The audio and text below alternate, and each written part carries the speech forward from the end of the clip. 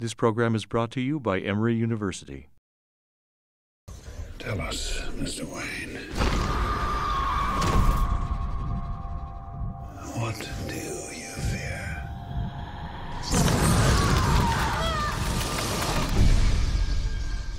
Your parents' death was not your fault. My parents deserve justice. I cannot let that pass. You don't owe these people anymore. You've given them everything. Not everything. Not yet. I'm not afraid. I'm angry.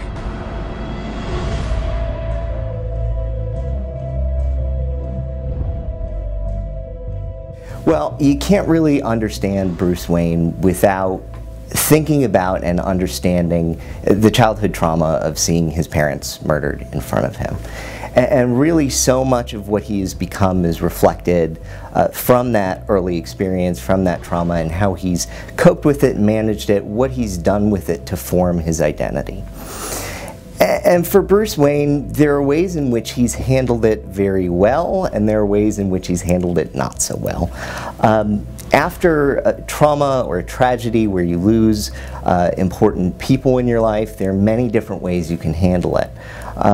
Many people have taken up advocacy positions. One really good example of this is the Amber Alert, where Amber was a girl who was kidnapped in the late 90s and murdered, and her parents afterwards then developed this early warning system for child abduction that has saved lives. Bruce has taken that in the same direction by becoming Batman. He looks for justice and trying to keep order in Gotham City. So he's taken that and he's really built that very well. There are other things that aren't functioning so well about him. And one of those is kind of a split in his consciousness, that by becoming Batman, he has really withdrawn from his identity, and he's taking on sort of a new identity. And with that identity, he's become obsessed, you could almost say, with vengeance. And he's become Batman more so than he is Bruce Wayne. Bruce Wayne in particular isn't a really interesting or likable person. Sure, he's wealthy, he's powerful, philanthropic even, but there's not much to him. He doesn't do so well in relationships, both romantic relationships or otherwise, and he's not even that likable. Even Bruce Wayne doesn't seem to like being Bruce Wayne, and he spends more of his time as Batman. And it's only in that sort of split-off identity where he really tends to find himself in what he does.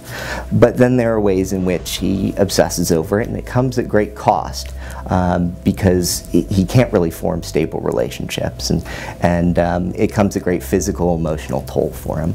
In traumatic experiences, whether they be combat trauma, motor vehicle accidents, crimes that have occurred, people can begin to split off aspects of themselves even more so than other people, because dealing with those events and trying to make sense of those events can lead people to what we call dissociate. They sort of withdraw from the stimuli going on in the world.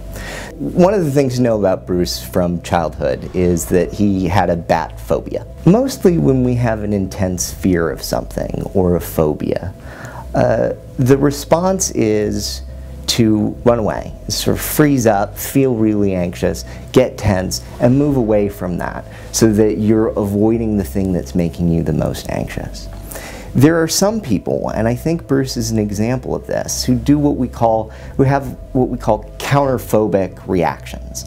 And that is moving towards the thing that they fear the most.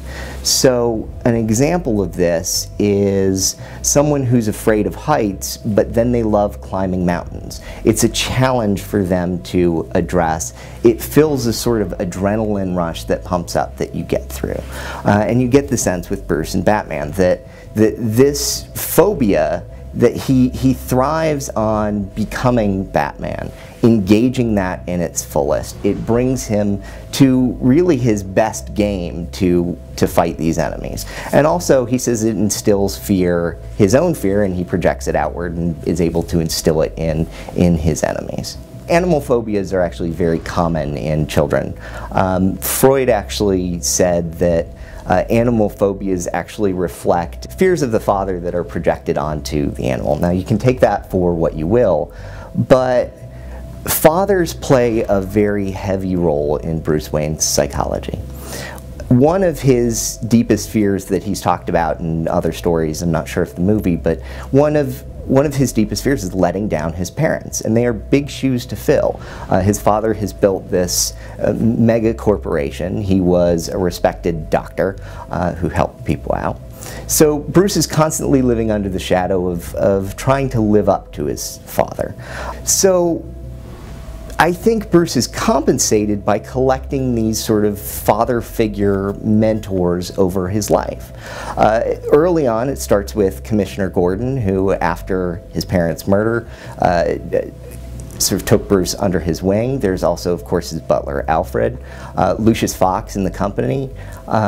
Also, in a negative way, there's Ra's al Ghul, who in the first Batman Begins movie is a sort of father figure mentor in a negative, sort of immoral way, but Bruce was staring down those lines. So all of these father figures has served as Bruce's moral compass in one way or the other.